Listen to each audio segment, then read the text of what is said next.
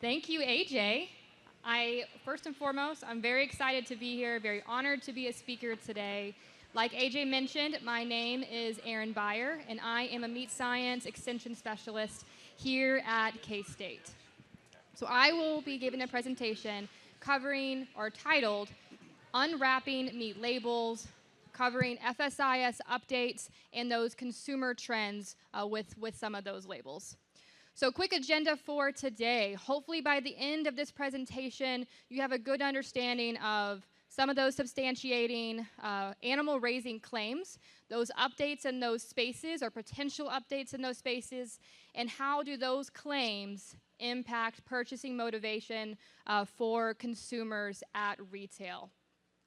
So we're going to start by talking about meat labels in general, what goes on a meat label, what's required, what's optional, and then we will move into the overall substantiating process currently, and then the updates with an FSIS, tying that back big picture to beef demand in relation to where we're sitting, and then tying that back to purchasing motivators around animal raising claims. Okay, so what are meat labels, and what do they mean for you as a producer and you as a consumer? Potentially two different questions and two different answers. So big picture of why we label meat products, their backbone of why we need labels is always to provide truthful information for the consumer to help them make more educated decisions when they are choosing their meat at retail. In the different spaces that we try to help them is, for one, so that when they buy a package of meat, they have a little bit of understanding of how to cook that product based off the labeling, based off the name. Have a little bit more information about safety, including the safe handling statement, nutrition with nutritional facts panel, and lastly, if that meets their lifestyle demands. However, some things are going to be required on these packages, including the naming. So a little bit about the naming. We call this ERMIS, which is basically just saying that you have to have the species and the cut name on the product, so that if you are in California, Kansas, East Coast, doesn't matter, that you have a similar and uniform naming system, so that, again, consumers who might not know a ton about what they're purchasing, they can keep that consistent and always know that what they're buying in one store, one state is going to be the same across the country. So this is to help consumers and minimize confusion. On top of these required components of the label, and we'll talk about what's required and what's optional, we also have these optional labels and claims. So this is going to be the big piece of the presentation today, mostly in relation to animal raising claims. There's quite a few buckets of claims, but to keep it simple today, and so I won't be up here for 2 hours, we're just going to be talking about some of those updates really relating around animal raising and environmental related claims. So first, I want to give a little bit of information about the two different types of labels that we can see on products. So the real big picture here is that we have scale labels and these pre-printed labels. So back in the day, scale label was the predominant use of a label. This is going to be when typically something's going to be cut in-house, weighed on a scale. They're going to type in the 4-digit code to represent that product, and then it will print out the weight, the price per pound, and the total price for that product.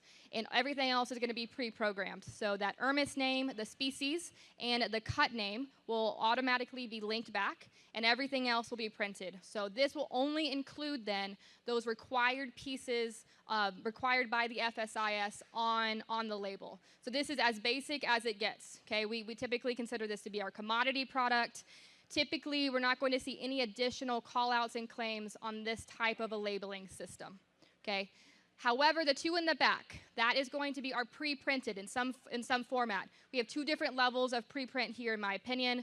The one on the left, you have two different stickers. They're both pre-printed. However, on the top right-hand corner, that you still have to print in store that weight, price per pound, and total price, but everything else is going to be pre-printed and sent to those retail locations. The bottom left, that's going to be added, an additional. This can be added to some of those scale labels. So if you have a program but everything is still cut in-house, you still have the option to add some of these additional stickers like the Angus USDA choice. So on that left-hand side, those two claims that they use are going to be breed, so a breed call-out, and a quality grade call-out with the USDA choice. Now move to the right-hand side. We have a lot more information here. First and foremost, we have a brand. They called this market side. And then the entire title is grass-fed beef ribeye steak. So anything you include on top of that is going to be included in the title. Those titles also have to be approved on preprint labels by the FSIS. And then everything underneath it is also going to be additional claims and labels that have to go through that approval process. So they chose the wording, 100% grass-fed and finished beef raised. In my professional opinion, that's very confusing. I'm not sure consumers will have an understanding of why they chose that versus another grass-fed statement. Anything that uses grass-fed, so 100% or just grass-fed, means the exact same thing. But there are options, which is one source of confusion around that particular label. Underneath it, it says no antibiotics or no added hormones ever. Again, 2 more additional claims. So now we are currently up to 4 with the brand. And then in that top right-hand corner, we say 19 grams of protein per serving. That's a nutritional claim that also has to get approved.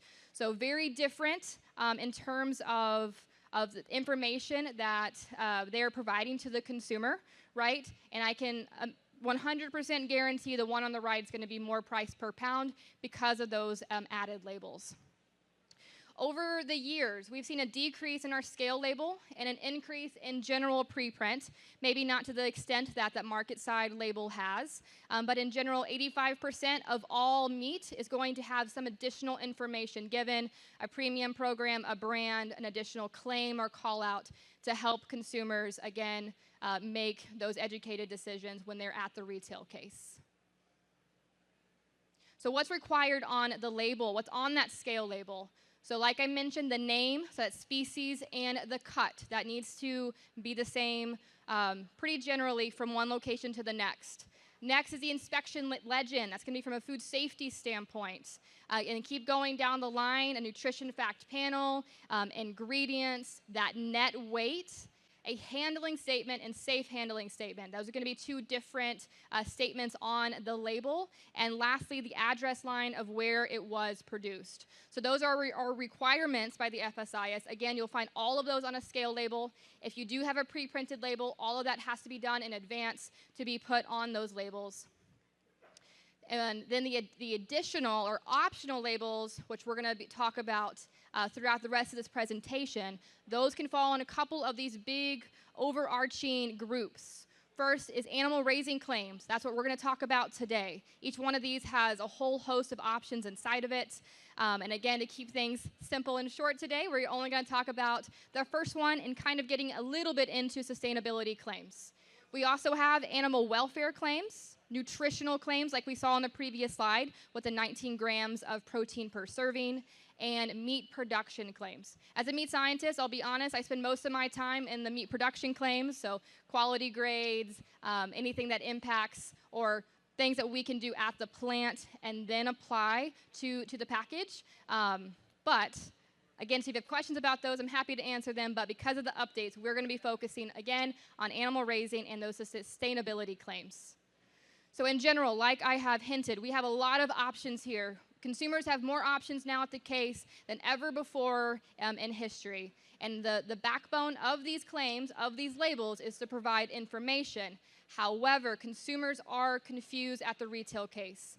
They have a lot of different options. They don't necessarily know what they all mean, and they do not know that if this claim should warrant an additional price per pound than a different claim. So kind of keep that in mind as we go throughout these next 2 sections, talking about even more additional claims that can be added potentially in the future.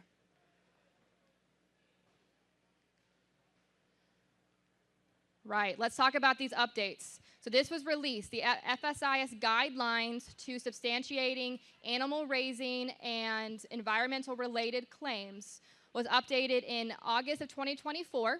They had a comments and question period to November of 2024, and now they're working on that final document to be released. So a really big disclaimer here is that this is just the comment period still, or we're still in, this is not necessarily the law, right? So this document was created to provide more clarifying wording around some claims that are confusing, and two, to give maybe the climate of where we're moving in the future. So it hints at some things that potentially could happen, but nothing is set in stone. So if anybody's read this document, which if you have, my apologies, it's not the most fun to read. So maybe you can read Glenn's document and then this one if you're trying to go to sleep. But it's very vague, right? It covers the big picture items, but it does not tell you how or why any of these things are going to be accomplished. So as we go through, I'm going to give you my opinion on some of these things and give you the exact wording that they used and why they used it. So overall, the big buckets that they hit on within this document, first was animal welfare claims, which we're not going to talk about today. Again, I'm only going to choose the 3 that are highlighted. Breed claims, diet claims, living or raising conditions claims. I'll talk about that for a moment. So they got over 9,000 comments and questions within this sector. And we'll talk more about it on the next slide, or in 2 slides, actually. Consumers did not know what they meant. They got a lot of comments saying that this was misleading, this was untrue information, and so the FSIS took that and tried to add some clarifying wording within that document, and on top of that, added some additional labels. So that's coming straight from comments and questions from the Ask FSIS database. The next one, negative antibiotic use. This is a big one. We'll spend some time here. Okay, changes in this sector are spawning from their own internal FSIS sampling data study. So they looked at a couple different no antibiotics ever cattle, so whole lots, groups, and found around 15% that still had residues of antibiotics in their system. And so from that, they are prompting or potentially suggesting some changes to address those concerns. They also covered negative hormone use, source and traceability claims, organic claims, and environment-related claims. I wanted to talk about this one. It is the most complex. It's the most gray, and they are very upfront about the fact that they are. They're hard to validate. They're hard to substantiate, but I wanted to talk about the fact that they're here. They're coming up, and some of the options that this document included. First and foremost, let's talk about how substantiation works now. And I'll give you a little bit of my background. When I worked for H-E-B, I did work on the retail side of substantiating these claims with FSIS. We have 2 different sectors here that I highlighted. We have a couple different steps from birth to slaughter. Okay, so that's relevant for all my producers. And then we have additional steps from slaughter all the way down to retail. Okay. But I highlighted the really key phrases here so I don't have to read them word for word. Basically, you have to prove that these claims are real and that they're valid for your production practice. On top of that, no matter where you are in the system, you have to identify or give a written out system on how you're going to segregate your conforming animals, either as an animal or a carcass, and your non-conformers. And on top of that, if you're in a plant, then you have to have additional traceability documentation to say, when this animal is harvested, I know where it's going in the plant, and I can track that to the sales cooler, through the fab floor, and through the box beef program. So written explanations are really the big ticket item here for those three things, regardless if it's birth to slaughter or slaughter to retail. The 6th one is our third-party certifier. That's another thing that gets talked about in this FSIS guidelines. over and over and over again in almost every single one of those categories that I already mentioned. So if that's the route that you choose to go on some of these claims, it does eliminate a lot of those previous steps, and it puts that weight just back on that third-party certifier, and we'll talk about in that document how they think that's going to work in the future if it's something that is required. Let's talk about our first claim. So living and raising condition claims. These are going to be claims that talk about how the animal was raised. So think the example they gave was cage-free, which isn't really relevant to us, but I wanted to include it as a visual example. So big picture, though, these are a lot of different claims that could go under this category. This is the one they got feedback on that said consumers are confused. Consumers don't have trust in these types of claims. So 2 things here. They suggested to add a qualifying statement, so an explanation of what that raising a living condition means, what it is for that production practice. So again, for the example, pretty easy, not confined to cages, pretty self-explanatory, right? But they also were highly recommending that producers use some of these additional claims, and they included pasture-raised, pasture-fed, pasture-grown, and meadow-raised. Do I know exactly what those mean? Not precisely. I'm assuming in the future documentation they'll have better guidelines for those, but their idea was that if they include more options, that they can encompass more production practices, so those issues with mistrust or that these are misleading labels, that we can eliminate some of that confusion by incorporating more production practices. I'm hesitant on these, though, right? When we keep increasing the options of labels at retail, we already know consumers are confused. We already know that they don't necessarily know what these labels mean. So if we keep on adding them without a level of education back to the consumer, I'm not sure that this is going to clarify things for the consumer, but we will see. Next, and negative antibiotic use. This is a big one, a big ticket item. Again, this was brought up because of that 15% that was positive for antibiotic residues when they should be no antibiotics ever. The definition here is no antibiotics throughout the lifespan of that animal. They have 5 claims, different wording, that all mean the exact same thing according to them, including raised without antibiotics, no antibiotics administered, no added antibiotics, no antibiotics ever, and raised antibiotic free. So all meaning the same thing. Antibiotics were not administered to that animal. Therefore, there should not be residues of antibiotics in the meat product. So two big pushes here. One is this idea for sampling. Okay, they talked about it within the processing plant. So the establishments, when they use the word establishment, they're meaning processing plants, to incorporate some level of a sampling program to ensure that those products labeled that do in fact have no residues of an antibiotic. The other big one that I think that they really want, if I'm reading between the lines, is this third-party certifier, to have them come in and have their own sampling program for these no antibiotics ever lots of cattle. So again, how that's going to work, what's going to be required, both of those things are still unknown to us. But this is the key takeaways of this sector. And this is the one that has the biggest differences. Lastly, sustainability claims. So this is under our environment-related claims in general. The definition, again, it's vague. They talk about that it's complex. They talk about how it's hard to substantiate these, it's hard to validate these, so everything that goes into the core of substantiating these claims, these become very, very muddy and very complicated. The options that they listed, you see I have a whole host here. I have sustainably farmed, regeneratively raised, raised with environmental stewardship, raised using regenerative ag practices, restoring land, carbon neutral, carbon zero, environmentally responsible, and reduction of greenhouse gases. Again, a lot of options for the consumers. Will they be able to tell the difference between one over the other? I don't think so, right? Within this sector, they also recommended a use of that disclosure claim of this is the claim like we see on this label. animals raised on farmland with rotation of crops and land for animal grazing.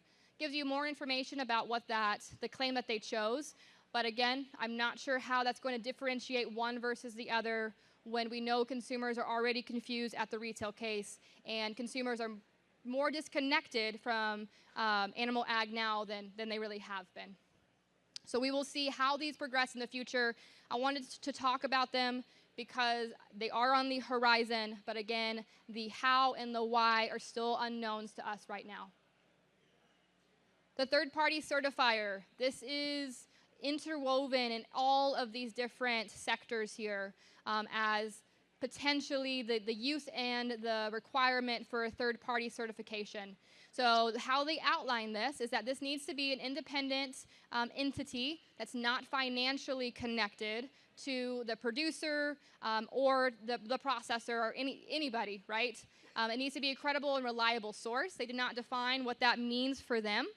And they have to routinely audit and or sample, if it is a antibiotic use, the programs that they are certifying. Maybe another big piece here is that if you do choose to go this route, you do have to include the entity's name, the website address, and the logo of that entity on all of those pre-printed labels in the future. So recap of meat labels. Why we have them is to provide information to the consumers. However, whenever you have so many options, it becomes very confusing for the consumers to know the difference between one versus the other, what they should pay a premium for, what they should not pay a premium for. So we have confused consumers now. The idea of these updates were to take some of that confusion out. I think on one side of the coin, they did by adding in some of those clarifying statements. However, on the other side of the coin, adding these additional labels can potentially be confusing for the consumers in the future. Some of the highlights from these FSIS guidelines, if they do come to fruition, is for one, to again have additional labels, and two, the introduction of a sampling program for negative antibiotic use, and potentially that third-party certifying program. If in the future you have questions about this, like I mentioned, this document's not the easiest to read and or digest. So we're always can be here to answer your questions. If you ever have feedback, like I mentioned, some of these changes were from Ask FSIS. Those over 9,000 comments, and they made changes because of it. So if you have comments or concerns, that's another great resource for you to plug in that information. We're going to switch gears, okay? We're going to talk about how this relates back to the consumer, okay? So now we have the climate for maybe where we're going from a labeling standpoint, but how does that relate to consumers? Are consumers really willing to purchase or pay a premium for some of these claims, some of these changes that we are making? We're going to first talk about some NCBA data. This is big picture climate for beef demand. In relation to eating experience, okay, I'm not an economist. That's Glenn, so talk to him about that. But I wanted to hit the high points of data that they talked about at CattleCon this year. So the first slide shows the per capita availability of beef annually. This shows data from 2014 up to projections for this year. As you can visually see, we're seeing an increase. Okay, it was a good stair step, okay, so I wasn't taking out so many weird data, guys. But we have about a 10-pound, or 5-pound, increase per capita per year of availability. We know beef prices are high, so last year we had the highest per capita availability at 59.6 pounds. So how are we maintaining really high beef demand sales with those high rising beef prices? That's kind of our million-dollar question, right? Some of the reasons, and for me as a meat scientist, the one I will always come back to is eating experience. We have the highest quality beef now than we ever have. Consumers are willing to purchase beef because of that eating experience, because they enjoy the flavor, the palatability, the tenderness of beef over those other commodity groups. And that is a huge driving force for that previous slide, in my professional opinion. Other things that NCBA mentioned is versatility of beef can be used in a lot of different dishes. It's price in relation to what you get per pound. So don't overthink that one too much. I do know beef's the most expensive. And then the big one that we're going to talk about is raised and grown practices. Consumers have a really high trust, or the highest trust, in the beef production versus some of the other commodities. And that's a really good thing. It's a really good place for us to be as an industry, and that does help with beef demand. And lastly is that nutrition piece, the amount of protein, the iron, the B vitamins, all of the great things that we know and love about beef is huge for consumers in today's world. Let's talk a little bit about the consumer's perception of beef. Is it positive? Is it negative? So they asked about 6,000 consumers these questions on these next couple of slides. The first bar is perception of how cattle are raised for food. Okay, so this is where that trust comes in. We have 43% of consumers had a positive outlook on how cattle are raised, and 37% have a neutral outlook. So a combine of over 80% of consumers have a neutral or positive take on where their beef is coming from, and that's great. It's a great place to be, and that was the highest out of the other commodity groups shown.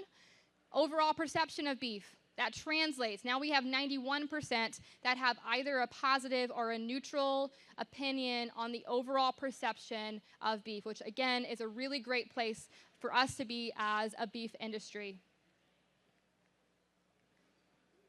Now we asked the same group of consumers, or they did, I'll show my own data here in a second, about how much they think about animal raising practices when they are selecting meat at retail. We have 43%, again, often or always think about it, okay? And then we have 27% that sometimes think about it, and 30% that rarely or never think about it when they're making their purchasing decisions.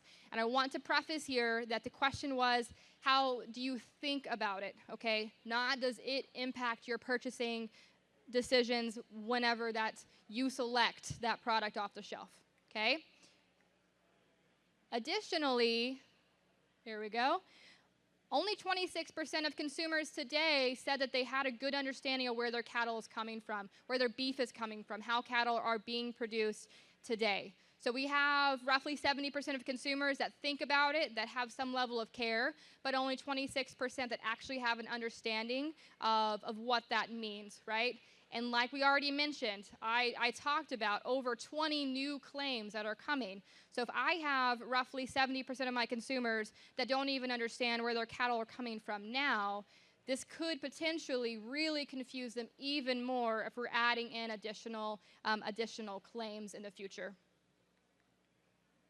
So let's take that and apply it to a different set of data, 3 different studies that look at now their purchasing motivators. So now we know consumers at least care and think about how their cattle are being produced for meat, but does that actually impact which package of meat they're going to pick up at the grocery store?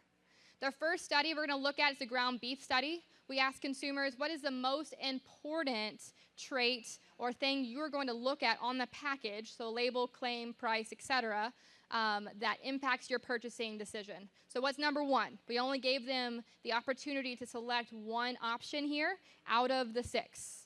We far and away have the greatest amount of consumers selecting lean to fat ratio for ground beef. So that's 80-20, 90-10, 73-23, or 73-27. You guys know what I mean.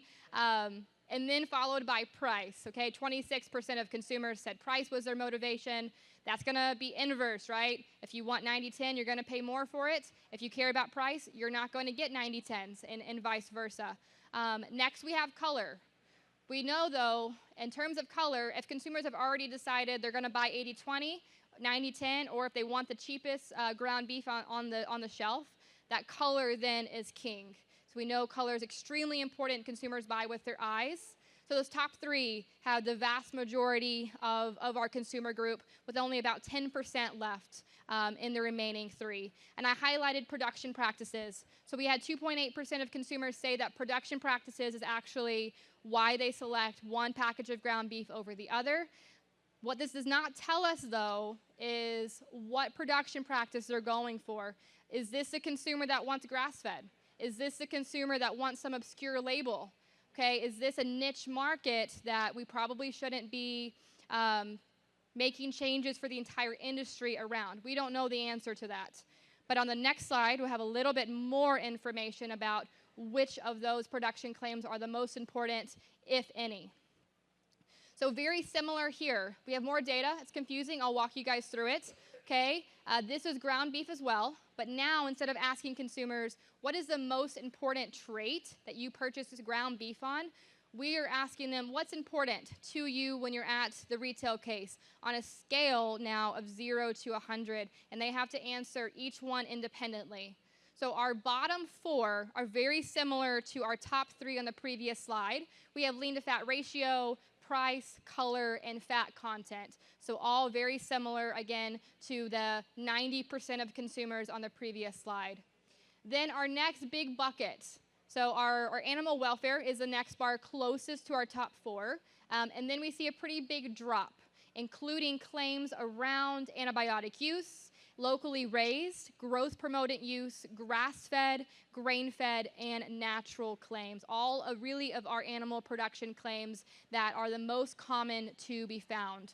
And I would like to point out that all of these, besides animal welfare, are below the midpoint. So when we have these scales of 0 to 100, 50 then becomes neither important nor unimportant. So all of these minus animal welfare do, in fact, fall on the unimportant side to consumers when they are purchasing at retail. Now let's flip it a little bit and talk about steaks, okay? Steaks looks a little bit different. It's a higher price commodity group. They probably no longer care about lean to fat ratio in the same way, right? But they do care about quality, aka quality grade. So when we look at this exact same setup for a beef steak project, price is king. This is pretty consistent. We ask these questions to every single project that we run at K-State. So we have thousands and thousands of data points that look, or data, not data sets, data points that look very similar to this, though. In the fact that price is usually first, followed by color, and then marbling and USDA grade will be somewhere third or fourth. Usually all pretty bucketed right together. So very similar here in our next big grouping. These are our animal production claims. These are a little bit lower than ground beef, if you remember. Animal welfare is next. It is the closest to the top 4. And then antibiotic use, growth hormone, grain-fed, natural, and grass-fed. And lastly, on both of these slides, branding was last on both lists. So big picture of this data then is while beef demand continues to be high, and it continues to be high, in my opinion, from this the eating experience of beef, right? Trust in production practices, some branding and labeling impacts, and nutrition. In my opinion, eating experience still drives the majority of that demand. Consumers, while they do care about animal raising practices, it is not what they use to determine which package they are going to purchase. If it's ground beef, that's lean to fat and then price. If it's beef steaks, it's price, color, and then their quality grade. So this additional information, in some capacity, it's still needed, because if you do have consumers that are willing to spend extra money for some of these claims, then it needs to be there, right? They need to be able to see that if that's what they care about. But for the vast majority of the consumer market, price and or lean to fat is going to be what drives the boat. I want to have some overarching conclusions about this data to link it back to some of the guidelines, so you guys have a good understanding of where we're moving and if it is important, okay, for consumers. So our first big conclusion here is that, again, reminder: meat claims, meat labels are used to educate consumers, but they can be confusing. Consumers have more options today than they ever have, and they are confused. I get more questions about meat labels than really any of my other topics. So even within the ag space, meat labels can be very daunting and very confusing for everybody to decipher.